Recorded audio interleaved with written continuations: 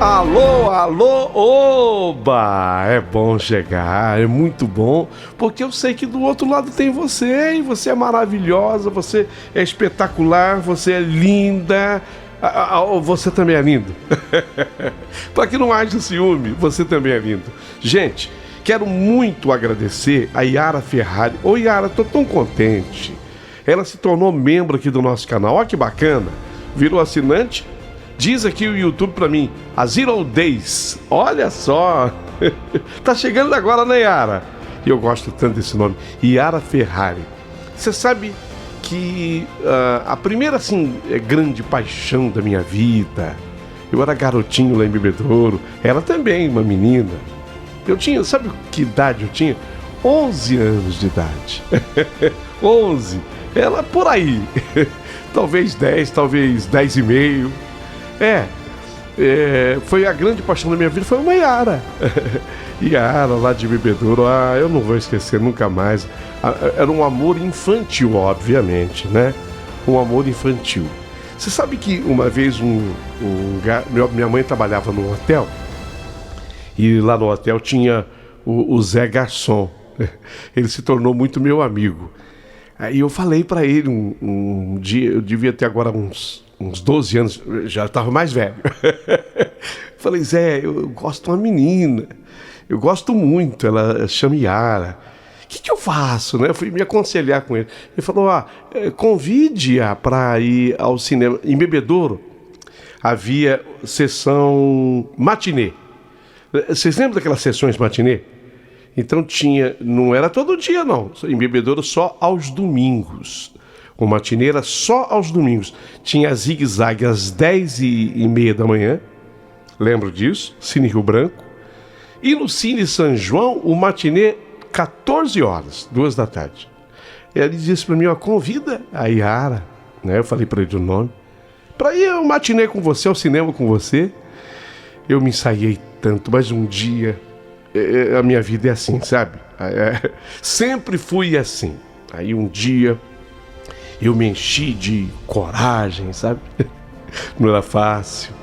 Aí eu desci assim no quarteirão que vinha Yara, ela vinha vindo na mesma rua, mesmo quarteirão. Aí eu montei na calçada que ela estava, e eu a abordei e eu a convidei para que ela fosse ao cinema comigo. E ela aceitou. Ela aceitou. Nós iríamos, olha como é que eu coloquei, nós iríamos ao matinê. Ela aceitou, mas jamais chegou a acontecer. É aquela coisa bem infantil mesmo, né? Mas eu fiquei tão honrado, eu fiquei tão feliz por ela ter aceitado. Só que não aconteceu. São lembranças boas. Então, Yara, você me fez lembrar, Yara Ferrari, de tudo isso, viu, meu amor? Daquela Yara que um dia eu amei. Amor infantil, é verdade. Só mais um detalhe da Yara, ainda que vocês vão gostar. A minha felicidade era quando o pai dela tinha um táxi, era um Cinca. Vocês lembram desse carro Cinca? O pai dela era chofer de praça, como a gente falava em Bebedouro. Aí eles saíam à noite, eu acho que eles iam para casa da avó, e aí eles passavam em frente à minha casa. E a ela e os 2 irmãos, meus amigos. E eles iam, lógico, no banco de trás, né? Então eu ficava já na calçada na expectativa da passagem dela. E quando ela me dava tchau, era minha felicidade. Era minha alegria, eu dava tchau para Yara. Eu entrava para casa realizado. Era como se eu tivesse tido o maior dos encontros. Coisa pura, né? Ingênua. Então, mas o dia que ela não dava tchau, eu sei lá por quê, ela estava zangada com alguma coisa, o pai estava atento, sei lá o que era. O dia que ela não dava tchau era o dia da maior tristeza da minha vida. Gente, são histórias de amor que a gente começa a viver cedo, né? Pelo menos eu comecei. Eu era só um garotinho, era só um menino. Yara, um beijo pra você. Gente, tudo pronto, tudo preparado. Nós vamos começar agora a nossa história. Vocês vão gostar Porque, inclusive, essa história é pensamento dela lançar um livro com essa história. Então eu me interessei muito, vocês também irão se interessar, porque é uma das histórias mais lindas que eu já apresentei aqui no canal. Então, prepare o seu coração para as coisas que eu vou contar, porque a história acabou de começar.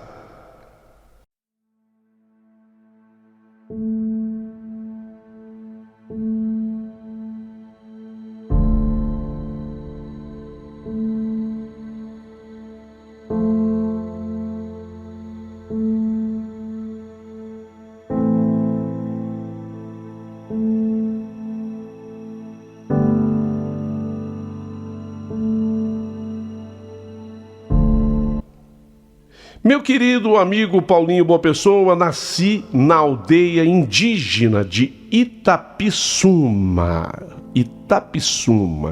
no Pernambuco. E quando eu era criança, a minha mãe saiu de casa para fugir do comportamento violento do meu pai. Era assim, meu pai era tão violento que minha mãe teve que fugir para se livrar daquilo. Ela levou apenas a minha irmã mais velha, deixando meus 2 irmãos do meio e eu, que era caçulinha. Mamãe me deixou para trás. Se ela voltasse, se a minha mãe voltasse, por exemplo, para me apanhar, meu pai seria capaz de matar a minha mãe e a mataria sem hesitar. Então ela ficou com medo, obviamente, e ela jamais voltou. E o meu pai ficou cego de raiva, de ódio, sei lá o que ele sentia. Ele apenas dizia: eu acabo com a vida dessa mulher. Dizia coisas piores. Eu acabo com a vida dessa mulher, eu mato essa miserável. E olha, foi assim que eu fiquei, sabe? Imagine, eu era uma menina, imagine a falta que minha mãe me fazia, imagine a falta, meu pai com aqueles modos violentos dele ser. Dias depois, nós nos mudamos. O papai e os 3 filhos fomos morar em Olinda. A vida com o meu pai e meus irmãos se baseava em medo constante. Eu vivia morrendo de medo. Eu, a menorzinha de todos, a mais novinha de todos.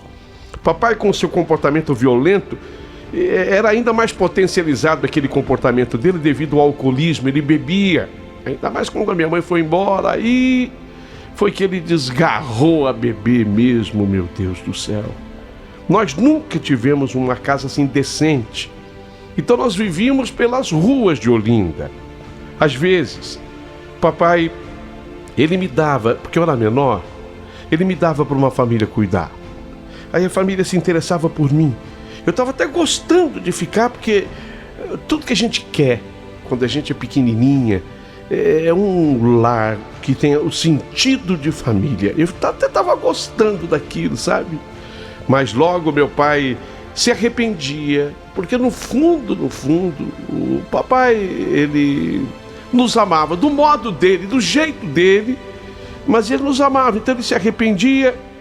E eu escutava quando ele batia palmas lá fora, dizendo: eu vim buscar a menina, eu me arrependi, mas o senhor não me deu a menina? Mas eu me arrependi, estou sentindo falta dela. E aí o meu pai me pegava de volta. Sem contar que nas casas, às vezes, nas casas onde eu ficava, havia um ou outro marido que vocês estão entendendo. Tem gente muito desalmada, e quando vê uma criança indefesa como eu era, aqueles maridos, eu estou colocando no plural porque foi mais de um, acabava molestando-me, assediando-me, abusando mesmo de mim, não assim de uma maneira mais forte, mas havia o abuso, sim. Foi quando eu tive a ideia de arrumar um marido. Não se assustem com a minha frase. Paulinho, por favor, repita aí, porque a frase tem que ser essa mesmo. Foi quando eu tive a ideia de arrumar um marido. Por que eu tive a ideia? Eu tinha 11 anos. 11 anos. Eu pensei assim, se eu arrumar um marido, eu vou ter casa, eu vou ter família. E esse é o meu grande sonho, ter um lar, sabe? Eu queria esse sentido de família, porque em algumas casas que o meu pai às vezes me deixava, havia esse sentido de família. Eu gostava de ficar. Aí meu pai ia buscar de volta. Mas para que eu eliminasse essa possibilidade da busca, se eu me casar, a minha vida vai ser diferente. Eu tinha 11 anos. 11 anos. E eu estava pensando em me casar, para ver se eu conseguia ajeitar a minha vida. Aí quando eu completei 12 anos, aí eu conheci o pai do meu filho. Ele já tinha 20. Ele era irmão do namorado de uma amiga minha. E aí nós começamos a nos relacionar. Eu passei a frequentar a casa onde ele morava com a mãe e mais 2 irmãos mais novos do que ele. Namoramos de setembro de 1986 a janeiro de 87. Acredito que eu tenha engravidado em outubro. Foi exatamente em outubro de 86 que eu engravidei. Eu fiquei grávida dele. Um dia eu comecei a sentir assim muitos enjoos. Eu não conseguia me alimentar direito. A mãe do meu namorado cuidava de mim, mas ela não queria que seu filho ficasse comigo. E ele começou, talvez até obedecendo a ela, ele começou a me evitar. Chegou ao ponto de aparecer com uma nova namorada na minha frente. Sabe, eu tinha 12 anos, gente, eu era uma menina. Eu não sabia nem como reagir. Ele chegava lá, já agora com os seus 21, chegava lá com uma namorada que ele apresentava para a mãe, apresentava para mim. E eu me sentia, eu era a mulher dele. E ele apresentava a namorada. Eu me sentia um nada. Mas eu estava acostumada a ser um nada. Deu para que vocês percebam? Eu me sentia um lixo, mas era assim que, na verdade, eu já vinha me sentindo. Eu amava aquele homem. Eu era apaixonada por ele. Ali, quando ele chegava com a namorada, eu via o meu sonho de ter uma casa, de ter uma família, de ter um lar. Esse meu sonho, ele ia embora pelo ralo. Uma vez, eu estava lá na casa, uma vizinha me chamou por uma conversa, aquela conversa ali intramuros. Ela disse, olha, sabe o que acontece, menina? Ela falando comigo. Você precisa trabalhar. Eu conheço uma pessoa, ela já foi minha patroa, e ela está precisando, vou levar você lá. Você vai mais eu? Eu vou, sim, senhora. Eu estava grávida, 12 anos. Então, eu fui na casa dessa pessoa, onde eu trabalharia como empregada doméstica. Só que alguns dias depois, eu passei muito mal, porque eu estava grávida. E a minha patroa, que era essa senhora, chamou a irmã dela. A irmã dela era uma médica. Ela chamou a irmã para ver o que estava acontecendo comigo. Vem aqui em casa correndo, a menina que está me ajudando aqui está passando mal. E ao me examinar, essa médica então constatou a minha gravidez. Eu já estava com 4 meses de grávida. Eu não sabia, mas eu já estava grávida. 4 meses de gestação. Mas eu mal tinha barriga. Eu tinha um corpo assim muito infantil ainda. Todos na casa se assustaram. Ela falou, não brinca com isso, ela está grávida. Todos se assustaram. Aí deu um rebu danado. Chamaram a senhora que me levou lá e ela pediu que me desse uma chance, porque essa vizinha, ela já tinha observado o que estava acontecendo naquela casa. O pai do meu bebê, ele não queria saber de mim. Ele levava namoradas lá na casa, me apresentava as namoradas. Ele não queria nem saber de mim e nem do filho, muito menos assumir o filho. E essa senhora explicava, sabe que ela é índia, né? Você é índia? Eu falava, sou.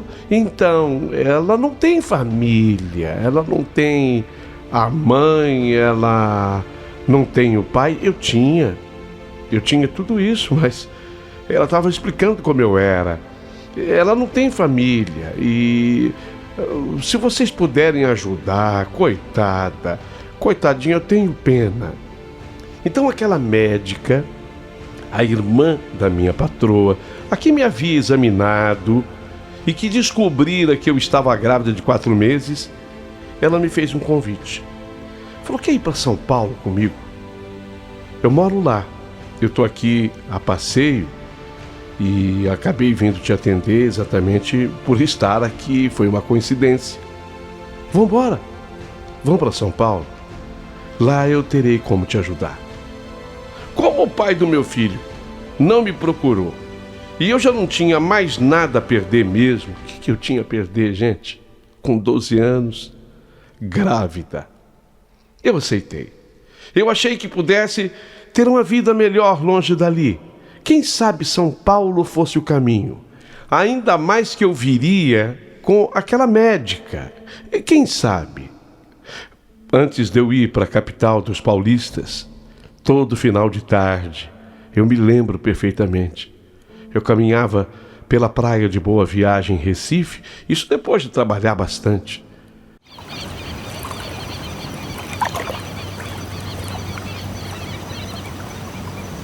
Eu ia caminhar com os pés na areia, as mãozinhas na barriga. Eu chorava sentindo às vezes o bebê se mexer, sabe? Eu chorava muito, muito, porque o homem que eu amava, ele não tinha se preocupado comigo. Ele não tinha vindo me buscar. Eu chorava bastante.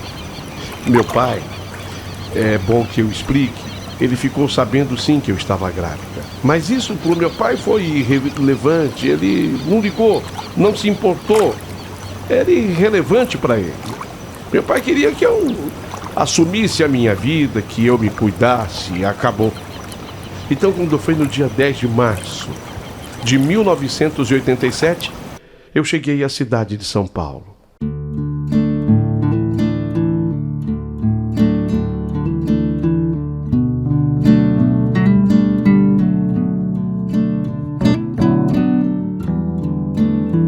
Muito assustada, mas eu cheguei confiante que aqui as coisas iam dar certo, que as coisas iriam correr bem, tudo ficaria bem. Essa médica, ela se tornou também agora minha patroa. Ela me trouxe, quer dizer, eu estava na companhia dela. Ela não agiu bem comigo porque ela me colocou para eu dormir embaixo de uma mesa da cozinha. Foi ali, o lugar. Ela pegou um colchonete, não sei porquê, havia mais espaço na casa, mas ela colocou para eu dormir debaixo da mesa da cozinha. Eu me senti muito humilhada. Por que ali, né? E eu também sentia muito frio. São Paulo, 87.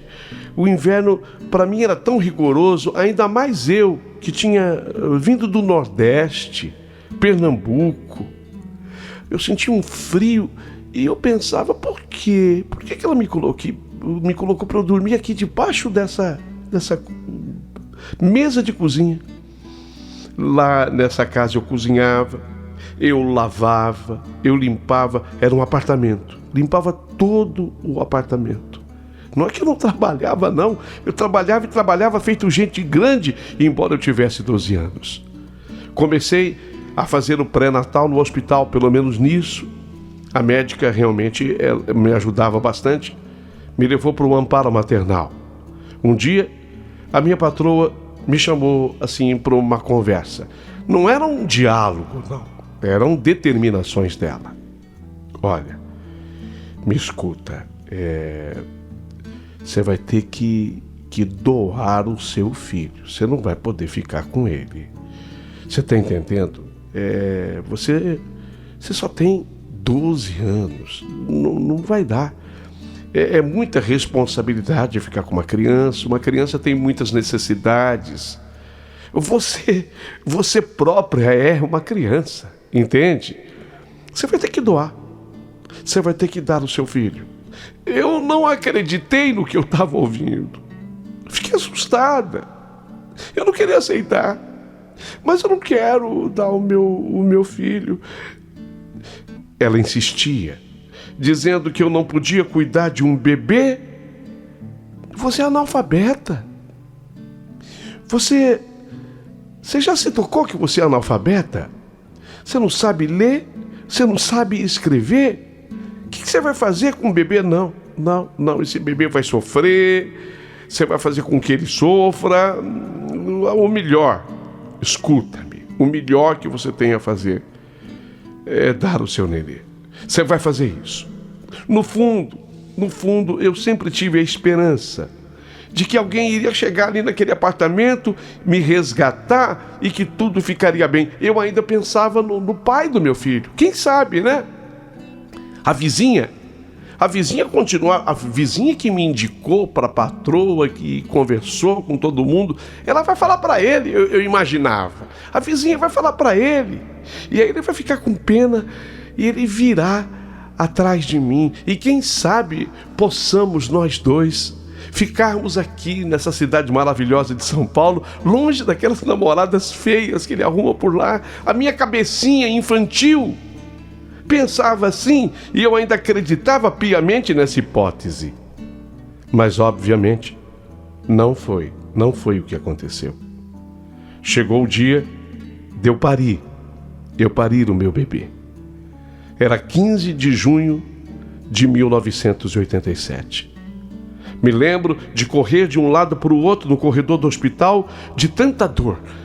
Eu sentia tanta dor, meu corpinho ainda pequeno, um corpo quase que infantil mesmo. E era infantil, eu com aquela dor. Vieram 4 médicos com o objetivo de me segurarem. Eu tive o meu filho de parto normal. Não foi cesárea não, gente. Quando eu digo isso, as pessoas ficam impressionadas. Com 12 anos? Não foi uma cesariana que lhe fizeram? Não. Meu filho nasceu em parto normal. Era um menino, mas tão lindo. Era um menino tão lindo. Eu não sei, parecia que eu estava me olhando no espelho. Eu estou me autoelogiando, né? Às vezes eu me achava bonita, ainda mais quando eu tinha 12 anos. Era um menino e eu o amamentei. Eu tinha leite, os peitos ficaram maiores e eu coloquei o meu filho para mamar em mim. Eu fiquei tão feliz, o coração cheio de esperança de que talvez a médica, ao ver o meu filho, ela se arrependesse e dissesse: fica com ele, fica com o seu filho. Mas meu mundo desabou quando a médica com quem eu trabalhava disse: você acabou de dar uma mamar para ele? Acabei. Se despeça. Como assim? Já te falei. Ele vai para uma outra família. Ele vai ser bem cuidado. Dá um beijinho nele. Se despeça. Ele vai embora. Por favor. Não vamos discutir agora. Eu queria tanto ficar com ele. Dá um beijo. Dá um beijo que ele vai ser alguém. Ele vai ser feliz. Eu vou entregá-lo para uma família boa. Ah, meu Deus. Eu não queria que fosse assim. Eu dei um beijo nele.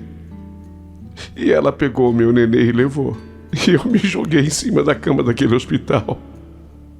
E eu comecei a chorar como se alguém tivesse arrancado um pedaço de mim. E na verdade era exatamente o que havia acontecido. Ela trouxe uma mulher que pegou meu filho nos braços e o levou. Eu não queria dar o meu filho. Eu não tenho outra palavra para dizer. Arrancaram, é essa, a única palavra. Arrancaram, de uma maneira covarde, o meu filho dos meus braços. Saí da maternidade correndo ainda, sabe? Se descuidaram uma hora, a mulher tinha levado meu filho, tinha ido embora. Eu me levantei daquela cama, saí correndo assim pelos corredores e eu consegui avistar a mulher entrando num carro com meu bebê no colo. Eu gritava de dor.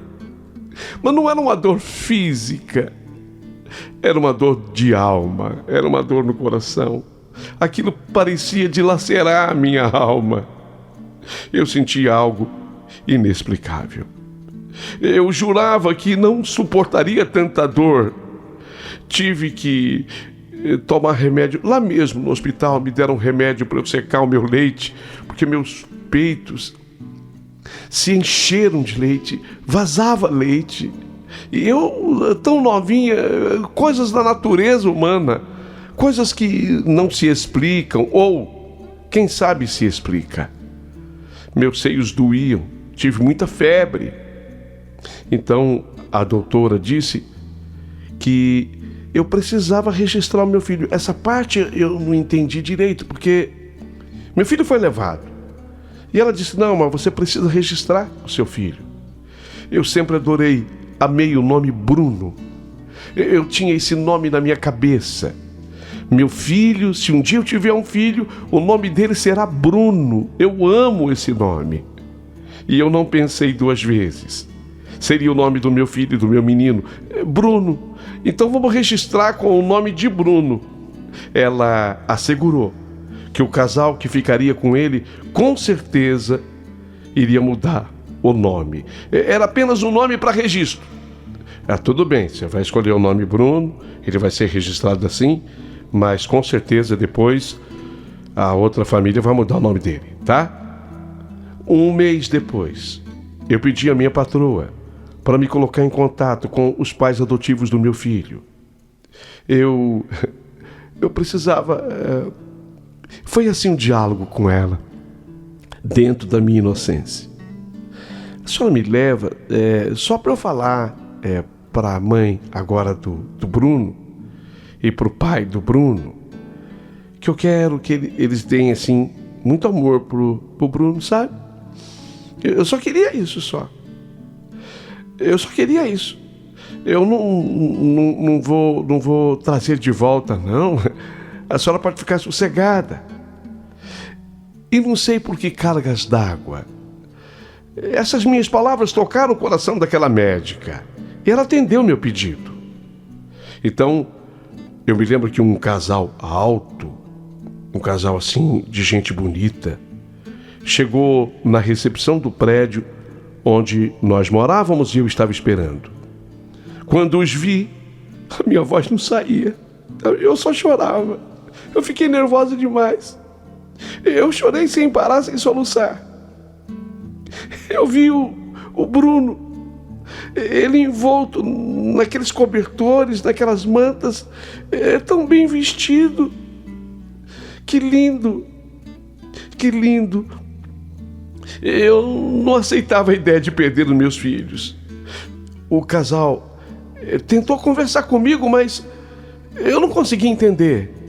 Могу я предложить вам что-нибудь выпить? Вы готовы O сделать senhor vai заказ? cuidar bem dele? Пахнет так здорово. Подожди, não tô- пока он остынет, Não estou прежде чем entendendo o que o есть. senhor está falando. Вам Não entendi. понравилась еда? A senhora, Хотите что-нибудь a senhora на vai десерт? cuidar bem Да? dele? На десерт, пожалуйста, мороженое. Я буду шоколадный торт. Não, eu não tô compreendendo, não tô entendendo. Que língua é essa? Como assim? Mas eu não entendi. Olha, por favor, cuida bem dele, tá? Dê muito amor. Eu não consigo entender. Eles se despediram. Era uma despedida, levando o meu filho. E eu apenas gritava de longe: cuida bem dele, dê muito amor para ele. Vocês conseguem entender? Eu perguntei para a minha patroa. Ela me olhou e assentiu com a cabeça, como quem dissesse: talvez entendam.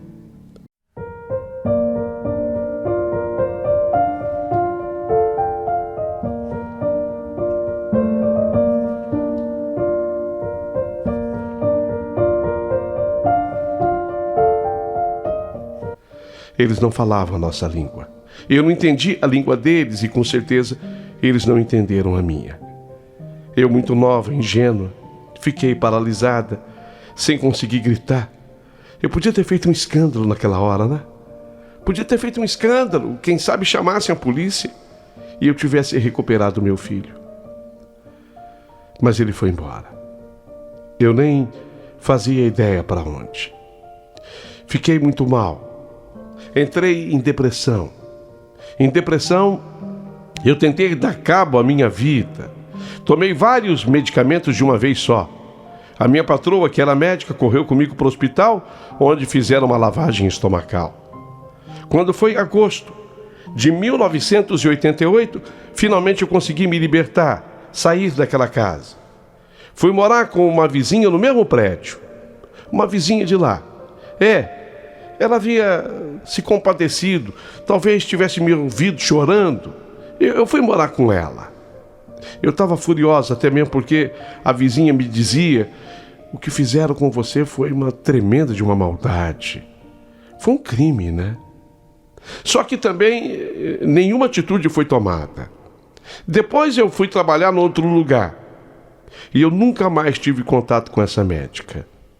E o tempo passou. O tempo sempre passa. E eu sempre com esse vazio dentro de mim. Um filho me fora arrancado. Eu pensava todas as noites quando eu ia dormir e todas as manhãs quando eu acordava. Eu pensava assim: onde está o meu filho? Com certeza no exterior, com uma gente estrangeira que falou aquela língua que eu não conseguia entender. Eu até teria detectado se fosse um inglês, por exemplo, um espanhol, mas não foi. Foi outra língua. Sempre que eu contava essa história, as pessoas diziam: olha, é melhor então você esquecer. Você jamais vai encontrar esse menino. Ele sumiu nesse mundo. Reze por ele apenas. Mas eu continuei com a ideia fixa de ter uma família. Isso sempre foi o meu sonho. Minha vida não foi nada fácil. Quando eu completei 20 anos, eu fui morar com um rapaz por quem eu também me apaixonei em São Paulo. Agora eu estava madura. 20 anos. Perto da minha precocidade, eu estava velha já. Nessa época, eu trabalhava como ascensorista. Para quem não sabe, é uma profissão que eu não sei se está acabando. Eu tenho visto pouco ou poucas ascensoristas. É aquela que trabalha dentro do elevador. Aí você pede o andar para ela. Por favor, eu vou no 8º andar. É ela quem aperta, diz para você descer. É uma função importante essa. Pelo menos eu achava, porque eu fui uma delas. Então, e ele trabalhava numa padaria. Eu o conheci ali dentro do elevador, certa vez que ele foi fazer uma entrega. Deu certo. Começamos a namorar. Aí, eu era muito fértil, vocês já imaginaram que sim. Eu engravidei dele. Eu tive um outro menino, mas isso em 1993. Pensei que ele iria preencher esse filho que nasceu, iria preencher aquele vazio que o outro que me foi arrancado deixou. Não, a gente se engana que nada. Uma mãe, anota aí o que eu vou falar. Uma mãe nunca esquece um filho que ela perdeu. Nunca. Passei 5 anos morando com o pai do meu segundo filho, até que nós resolvemos nos separar. Depois de um tempo, me casei novamente. Tive um outro filho, 1996. Fiquei 5 anos casada e me separei do segundo marido quando ele passou a maltratar o meu filho, que não era o dele. Tem isso. Esse também é um grande problema para quem se descasa. E você já tem um filho de um relacionamento, aí chega um novo marido e você acaba tendo um outro filho com este, você começa a perceber a diferença de tratamento entre o filho legítimo e o filho ilegítimo, digamos assim. né? Se é que eu posso usar essa expressão, porque um filho para a mãe sempre é legítimo, mas para o pai não era. Então eu via o tratamento diferente.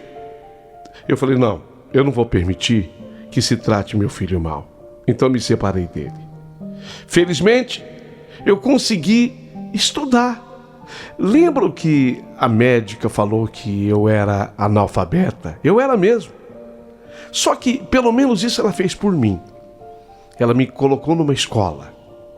Assim que eu dei à luz ao meu primeiro filho, ela me colocou numa escola e eu não parei mais. Eu fui recuperando, eu fui fazendo com amor, com empenho, com luta, com dedicação. Eu fui passando de ano, de série e consegui fazer isso enquanto meus filhos ainda eram pequenos. Os anos continuaram a passar e mesmo assim, a lembrança daquele filho que fora arrancado de mim continuava viva, presente mais do que nunca. A minha dor e angústia pareciam só aumentar. Eu não sabia nem por onde procurar o meu filho.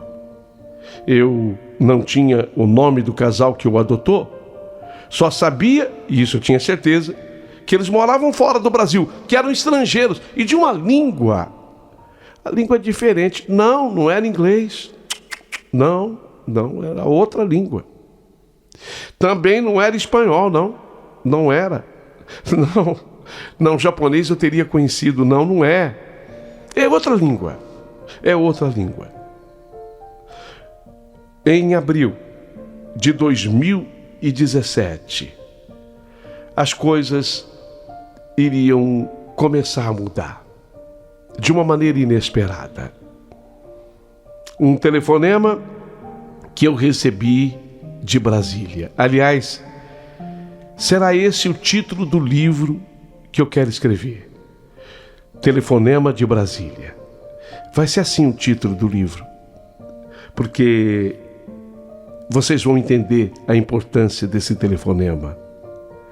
Uma moça de nome Ana me ligou naquele 12 de junho, dia dos namorados, que é exatamente o dia do meu aniversário. Me lembro daquele 12 de junho como se fosse agora. Eu estava indo almoçar para comemorar meu aniversário quando meu celular tocou. Meu coração disparou quando aquela moça de Brasília, Ana, ela me perguntou: desculpa te ligar, você está procurando um filho seu? Você procura por um filho seu? Aquela pergunta tinha muito significado. Então a minha vida inteira, que parecia não fazer o menor sentido naquele momento, começou a fazer. As coisas começaram a se encaixar. Eu disse para ela que sim. Mas por quê? E ela então me contou. Porque esse seu filho, ele também está te procurando. Como? O que você está falando? É Ana? É Ana o seu nome? Sim, meu nome é Ana. Esse seu filho que você procura, ele também está te procurando. Meu Deus, eu comecei a gritar. Eu comecei a gritar na hora, sem acreditar. Eu fiquei em choque, eu fiquei paralisada. 30 anos depois, nesse dia ainda, ela me mandou uma foto do meu filho. Eu mal sabia raciocinar naquele momento. Eu olhei assim para a foto. Ele é minha cara. Eu vibrei com essa constatação. Eu troquei telefone com aquela Ana.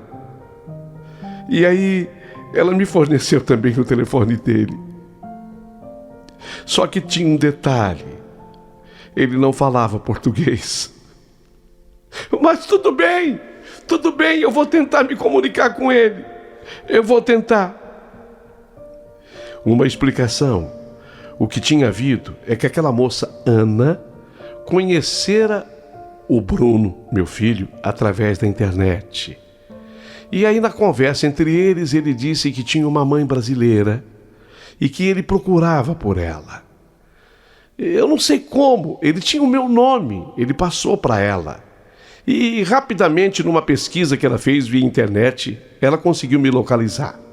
Conseguiu o meu contato, conseguiu meu telefone. A internet para isso também é uma maravilha, é uma beleza. E aí ela fez contato comigo. Isso 12 de junho, dia do meu aniversário. Por quê? Por que o dia do meu aniversário? Uma coincidência? Não, não foi uma coincidência. Ela já tinha feito essa descoberta antes, mas ele, Bruno, falou: olha, você vai dar essa notícia a ela no dia do aniversário dela, que eu sei que é 12 de junho. Ele tinha essa informação. Eu sei que ela nasceu no 12 de junho. Então, ela fez questão de me dar notícia no dia do meu aniversário, a pedido dele, Bruno. Eu fiz esse contato com ele inicial.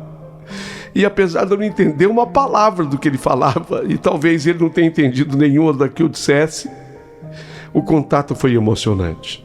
Então, no mês seguinte, julho, 29 de julho de 2017, o Bruno veio ao Brasil, especialmente para me encontrar. Eu fui aguardá-lo no hotel onde ele se hospedou. Eu passei dias sem dormir, só pensando em como seria o nosso grande encontro. Eu mal continha a minha ansiedade. Ao ver o meu filho, minhas pernas tremiam demais.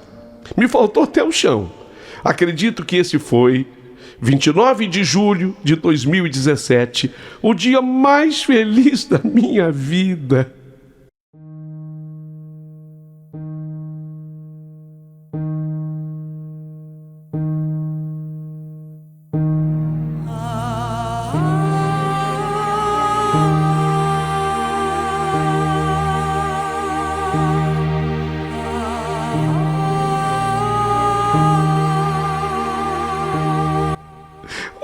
Filho, eu posso te abraçar? Eu falei em português, mas ele entendeu porque ele abriu os braços.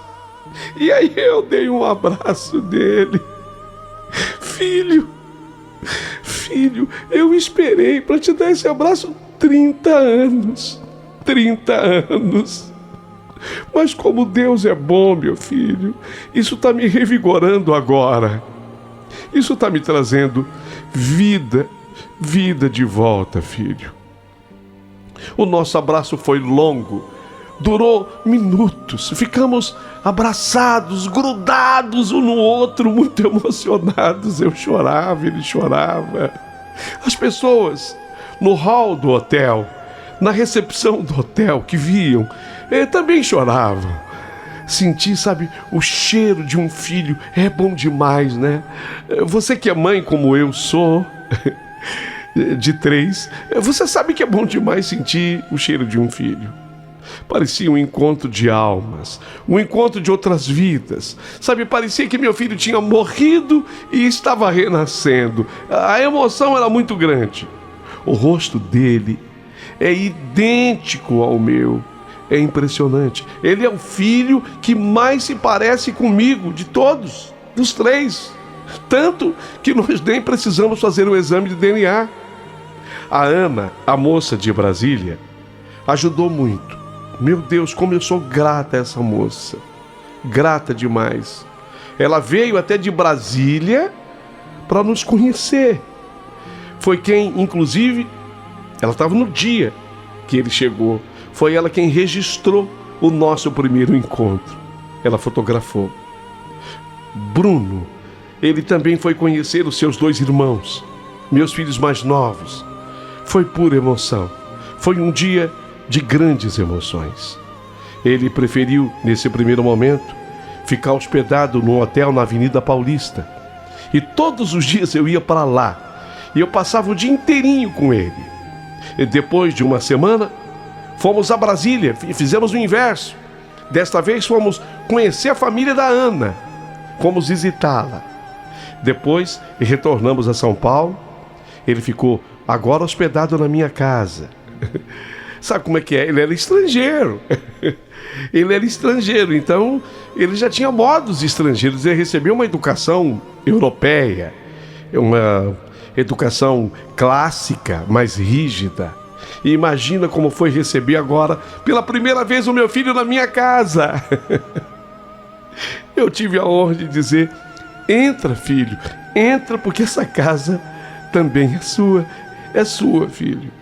Como eu sonhei com isso, como eu esperei por isso. Ter os meus 3 meninos reunidos embaixo do meu teto, sob as minhas asas, todos em volta da mesa comendo a minha comida. Eu fiz.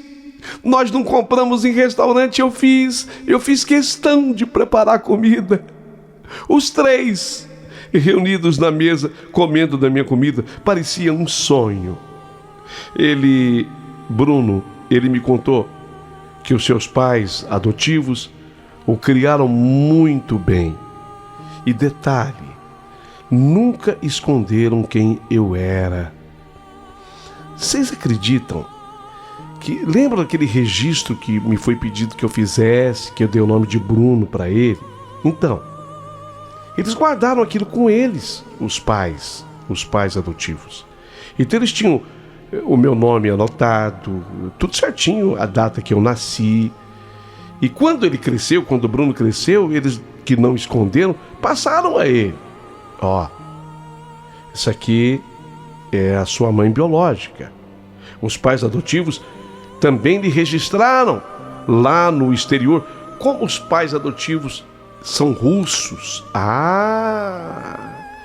Peraí, então aquela língua que eu escutei diferente. Agora eu entendi. É a língua russa. Isso mesmo, mãe. É a língua russa. Eles são russos. Só que eles moraram em toda a Europa. O meu filho foi registrado primeiro na França, com outro nome. Mas para mim, ele sempre será Bruno. Bruno, Bruno, Bruno. O nome mais lindo que eu sempre achei. Dias depois, aí ele voltou. Meu filho foi para Lausanne, na Suíça. Veja, a família russa, meu filho fala russo. Só que meu filho foi registrado na França. Meu filho fala francês. Só que meu filho mora na Suíça. Fala também a língua suíça, e fala o inglês, e fala o espanhol. 5 línguas. Ele domina. É fluente em 5 línguas. Ele trabalha com marketing. Quando foi julho de 2018, aí foi a minha vez, eu fui à Suíça. Eu fui passar férias com ele. Foi indescritível, porque da Suíça andamos a Europa toda. Fomos até Paris encontrar a família adotiva. Você acredita que o encontro com a mãe e o pai do Bruno, os pais adotivos, também foi emocionante. O Bruno ficou radiante com as 2 mães. E ele era carinhoso com ela e comigo ao mesmo tempo. Depois, ele me levou para conhecer Mônaco. Fomos por todo o país italiano. Conhecemos todo o sul da França. Gente, eu passei a falar com o meu filho a partir dali todos os dias. Adoraria que ele morasse no Brasil, bem pertinho de mim. Mas, por outro lado, eu entendo que a vida dele é lá. Inclusive, já era para a gente ter... ele me convida para eu me mudar. Para eu me mudar para lá. Mas eu tenho os outros 2 aqui. Então, às vezes eu fico dividida. É normal. Coração de mãe é assim. Mas agora eu sei onde ele está. Eu sei quem ele é. Ele sabe quem eu sou. Ele me dá amor. Eu dou amor para ele. Nós nos amamos. Nós nos amamos. Inclusive, a pandemia inteira, nós passamos assim, com os nossos contatos, e seguimos até hoje. O Bruno se casou. Todo mundo pensa, foi com a Ana. Não foi com a Ana. A Ana foi uma enviada de Deus na nossa história, a Ana de Brasília. Foi uma enviada, ela conheceu o Bruno na internet.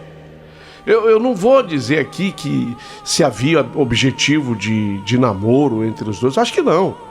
Mas eles se conheceram na internet.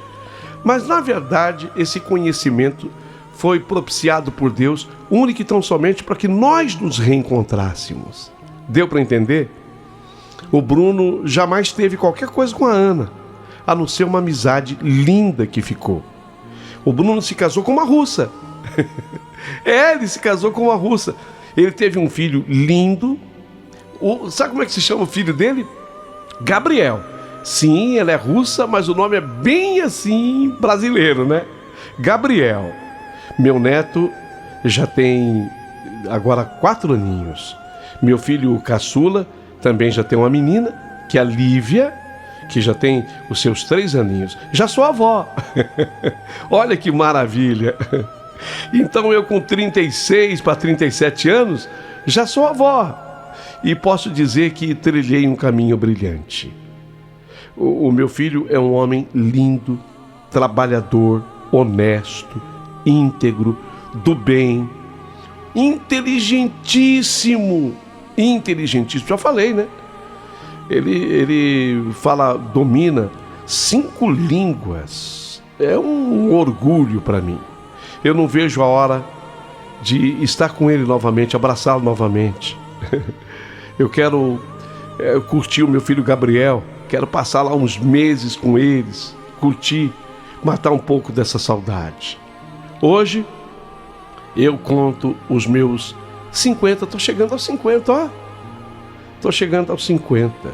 Eu sou uma mulher realizada, segura, confiante. Sabe como eu ganho meu dinheiro? De maneira muito honesta, graças a Deus, cozinhando. Eu faço bolos, doces, salgados para festas e eventos. E também tenho me dedicado a escrever a minha autobiografia. Aqui é que eu quero chamar a atenção de vocês. Brevemente, lançarei o meu livro, que chamar-se-á Telefonema de Brasília. Quero começar assim, meu livro. Essa ligação de Brasília, da Ana. O dia do meu aniversário, 12 de junho. O dia que a minha vida foi tão mudada. Escrevi para contar a minha história. E quem sabe, para passar também o desejo a vocês de um dia adquirirem o meu livro, tá? Marca aí o nome. Telefonema de Brasília. Eu agradeço a todos pelo carinho e pela atenção. Informação importante: o nome dessa senhora completo é Jussara Maria Fernandes. E quando você procurar por ela, coloque esse nome, Jussara Maria Fernandes, para que você possa um dia, quem sabe, adquirir esse livro, Telefonema de Brasília. É uma informação que eu achei necessária para todos os que estão nos acompanhando. Agradeço demais a atenção de vocês e aguardarei muitos comentários.